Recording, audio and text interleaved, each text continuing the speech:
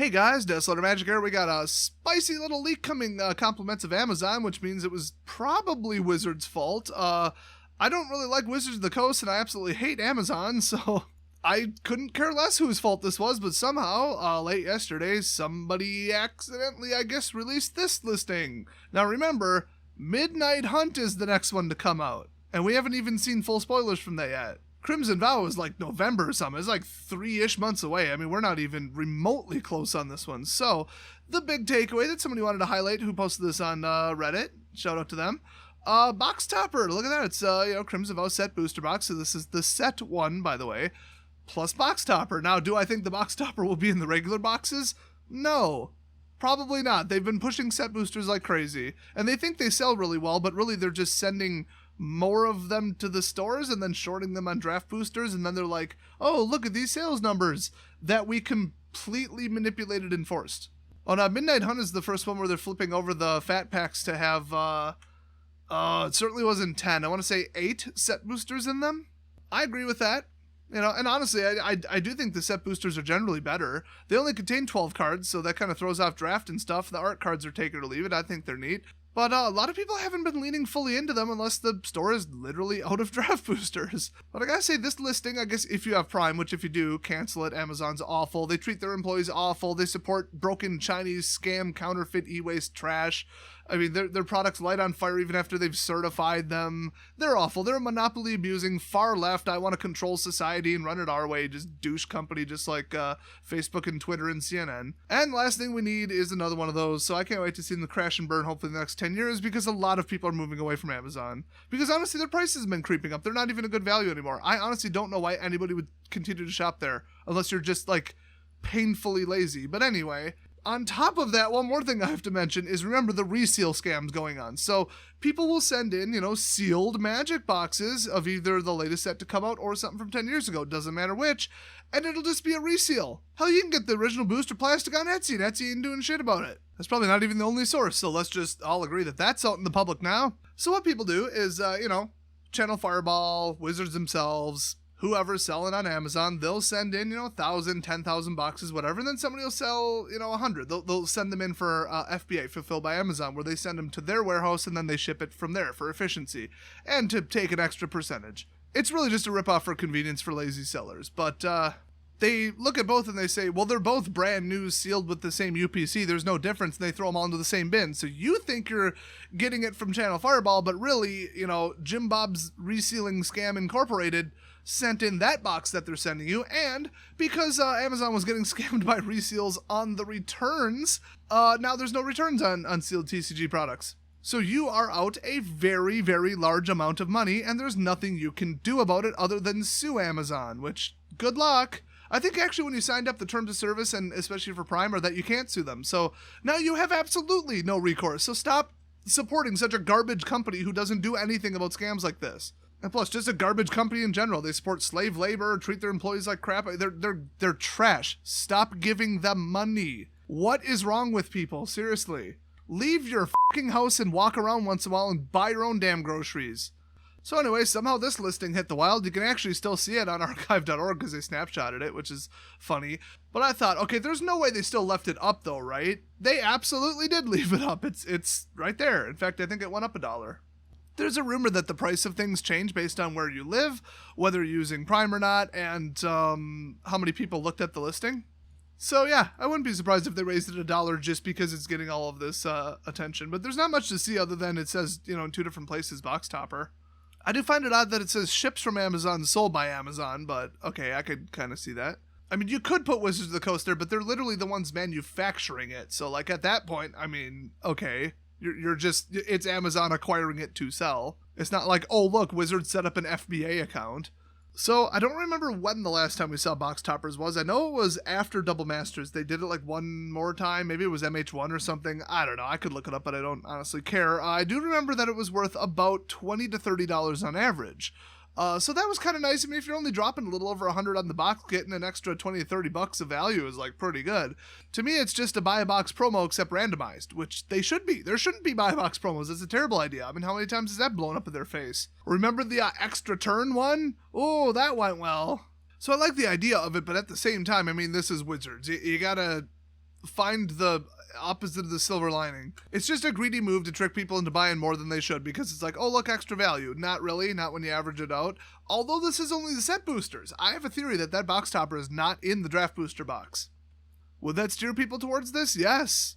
And it has only a slightly higher value.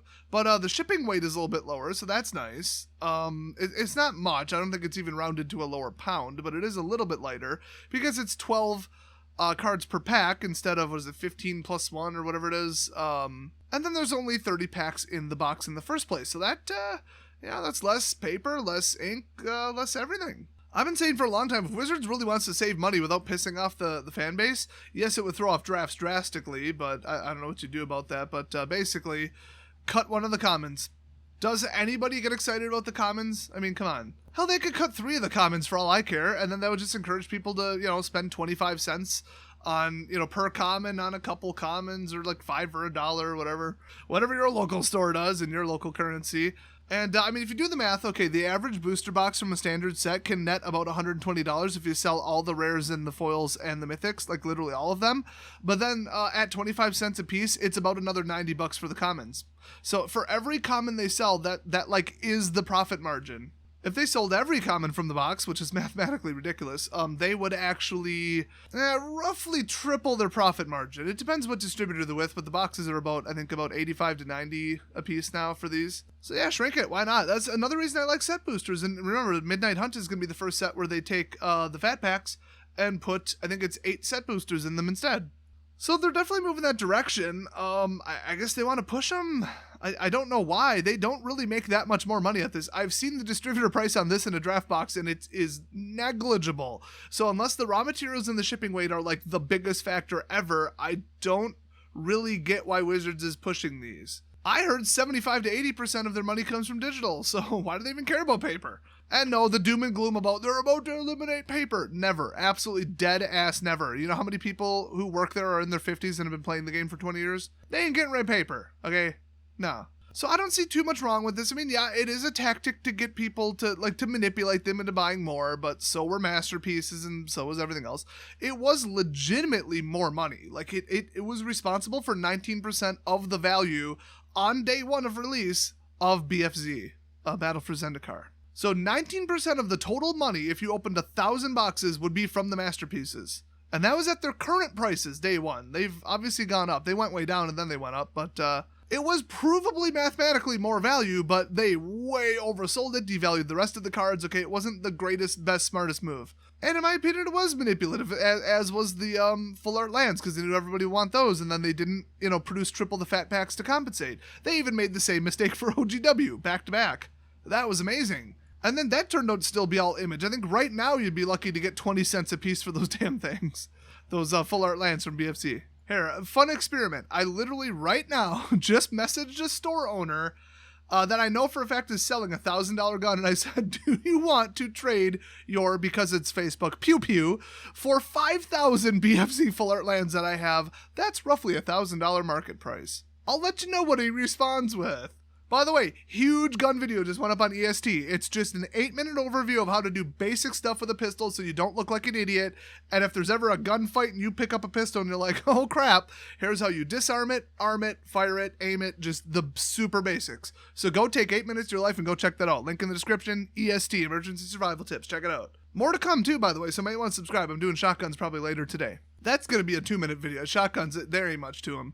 So anyway, do let me know what you guys think about the box toppers. Do you like them? I mean, I can't imagine somebody would not like them. It's more money. And the best thing was, the last time they did it, the shop owners would obviously sell, 1, 2, 3, 6, whatever packs at a time. Somebody would say, give me a loose pack of this.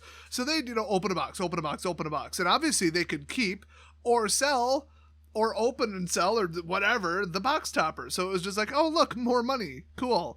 And then if somebody bought the entire box sealed, then that person got the bonus for buying that much at a time. And you should get a discount for buying that much at a time. Although, obviously, have you priced like, what is it, $3.99 a pack times 36 versus the cost of an average box? You're saving a good 10-20%. So there already is a bulk discount, obviously, duh, unless your store is awful, which I've heard stories. And of course, card prices are going up. Even sealed products, they're going up. That's why Wizards got rid of MSRP. Everybody knew this. Everybody saw it coming. Whatever BS reason they gave, everybody knew the real reason was so we can creep up the prices and charge whatever the hell we want. But the big question with this is, what do you think of the box topper only being in the set booster box, if that is the case? Also, do you think this was like a funny troll or like a mistake? Because in that artwork in the screenshot, I don't see a box topper, do you? I mean, they could have removed it for the photography. Otherwise, you'd be like, what is even in there? What is that? Why is that sideways? And unless it was absolutely beat to hell and like 90-degree angle curve, it wouldn't represent how the box toppers usually looked by the time they got in your hands. So that was the other problem with them. Those things were mangled the last time they did it. And also, do you think it'll be masterpieces in there? I don't think so. I think they're just going to go borderless again and just, basically the usual limited list of things that would normally be in the collector's booster or whatever, for lack of a better term. So nothing too special there. I mean, it's almost just like a discount one shot at a collector's booster, except you get 30 of these instead of, 12 of those. And then the box topper is some super elite, rare, borderless, whatever, etched foil, alternate art, foreign language, textless. Yeah, they're basically turning into Pokemon and Yu-Gi-Oh! I'm not completely opposed to that, by the way, but at the end of the day, I could explain all the math and the economics and all that, but I'd probably lose all of you. Let me just say, basically, if they're going to give you a 30-pack box with a free box topper on top of it, and you're like, whoa, free bonus, yay, lucky me, I get more value, and then they do that to everybody, you actually didn't really get more value, because everybody got the box topper. But if it's not in the draft box, and most people buy draft boxes, that's a different story. So this might not be terrible. Except, obviously, whenever they start doing elite, super, whatever editions, and then throw it into, every box, it still messes with the card economy. Not as bad as the collector's boosters. Those are ridiculous. Those throw off the foil price so much. They drive down the regular prices. The extended foils are worth so much more than the regular extendeds, which devalues, the draft packs, because you can get those. And it all just cascades down to, ruining the set. Although it does make some of the cards more affordable, so I can't complain there. So, I mean, it did kind of split it into, a divergent thing where, the super elite special edition ones are for the people who want to pay that much because they're collectors, like to show off, they're douchebags, they're rich, whatever. And then the poor peasant, I just want to play the damn game, the efficient people, the economy class, well, then they could spend less on it. So, I don't see a problem there unless people are like, oh, I feel so much lesser because all the pro wannabe net decking douchebags at my F&M are running the elite special cards, which, let me just point out, that ain't nothing new, okay? They were doing the Japanese judged foil promos and shit back to 8 years ago when I played. Oh, this is the Comic-Con limited edition one. I don't give a shit. Just play the game. Holy shit, I just beat you with a $21 deck there. Now who's acting superior? Now who's embarrassed? I foiled out my entire Gravity Bomb deck and it cost me $32. And that included the lands and all the land artwork matched. Oh, and had ice on it, which was even funnier because it was all ice over effects. So, I like things that are pretty. What I don't like is showing off because look how much I paid for this. Because that's just rich people douchebag shit, okay? If you're going to spend $800 on a hoodie, it damn well better block bullets. I'm just saying. If you want to spend more for something that's actually more, okay, cool. If you want to buy something just because it's limited, rare, and old, or looks extra pretty, or some dumb painting or vase, no, you're an asshole. I get it, collecting is fun, but, only if you have so much money that all your other bases are covered. I mean, if you have a nice car that runs well, you got a nice, comfortable house, your kid's college is paid for, all your health is fine, you own multiple self-defense items, we'll say, plus a year worth of emergency food. Okay, then go buy dumb shit if you got, money left over after that. People who are, kind of middle class to upper class who start, dropping $5,000 on a commander deck, I don't get that. They honestly are pretty much just shallow people trying to show off. It's like the people at school where you knew they couldn't afford that $120 shirt and those $80 jeans or whatever, but they wore it anyway, and then they wouldn't stop mentioning it. And then they wore it every other day, and you're like, okay, you're just a wannabe, you're shallow, and nobody actually likes the rich kids except for themselves and each other, and even that's debatable, so most people grow out of that. So the whole, ooh, look, I'm playing with the borderless foil etched version. Okay, I get it, those don't curl, so there are some exceptions. You might just be like, I'll pay double dive and not curl, fine. But the whole way we're going with the alternate frames, the showcase frames, the borderless, the extended, the regular extended, then the foil extended, I don't like it. I don't like it. The only positive side is that morons who are dumb with their money will spend it so that I don't have to, and then they push down the price of the regular cards and I can play the game for cheaper. So like, okay, cool. But I mean, I could say that, you know, on the flip side, are they taking advantage of people who aren't very smart with their money? Well, not really. I mean, yes and no, but like personal responsibility. I mean, I could go, you know, find every thought on Twitch and be like, they're manipulating weak-minded, pathetic, antisocial men who like have this in their head that it's like a fake, you know, pretend girlfriend thing, and they get a shout out from them and all this dumb. God, that whole scene. Anyway, are they taking advantage of the people? Yes, but should they just fix their shit and get over it and have a budget and learn how to be a normal human? Yes. So they're both at fault, but I mean, when it's just, oh, a company made something that's kind of expensive and rare, and then, ooh, some, you know, irresponsible person doesn't know how to handle their money and likes to show off to people, and they're egotistical morons spent too much on it. Not really Wizards' fault. I think that's a little too disconnected, but them acting like, oh, these are so super rare, and then they like have a full 12 pack of them in the collector's booster, and it turns out they're not rare at all, or not as rare as they're implying, or that the appearance would appear, or compared to stuff that came out 10 years ago, or actual limited edition stuff like the San Diego Comic-Con stuff and Judge foils. I think that is a little manipulative. So I did want to speak on that, because obviously the box topper is just going to be loaded with that bullshit, but the market's eating them up. Ish. I mean, I will say that the Mystic Archive, that did terrible. Look at the prices on them. Like most of the cards, I think the average was like 31 cents. That's pretty damn bad. And the highest one was like what? 10, 20 bucks. And then as soon as you go to the third highest, it was like nothing. So that was like a really good looking, all stylistically matched, you know, Commander staple kind of stuff that nobody was interested in, or that they ran too many off of. I'm not sure which. Probably both. So that was a complete failure. Now, the old frame cards, people jumped all over that. So I guess they weren't into the exact style of Mystic Archive for some reason. I love the artwork and the frame and the colors, but the old style cards are like, ooh, nostalgia, and then everybody bought them up, and they were legitimately worth like double or more of the regular card.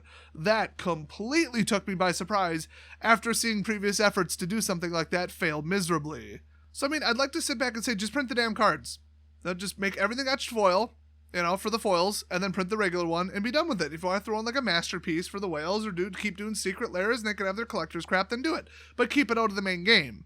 I mean, at the end of the day, I think I lean towards that opinion. I'm still kind of gray area on the fence because, like I said, there are pros and cons that I outlined to this whole set booster and box topper system here that we're seeing right in front of our faces, confirmed by Amazon. Thanks very much. But would I like to see it all go away? Yeah, I would. So thanks for watching, everybody. Share your thoughts down below on this interesting story, and I'll see you guys next video.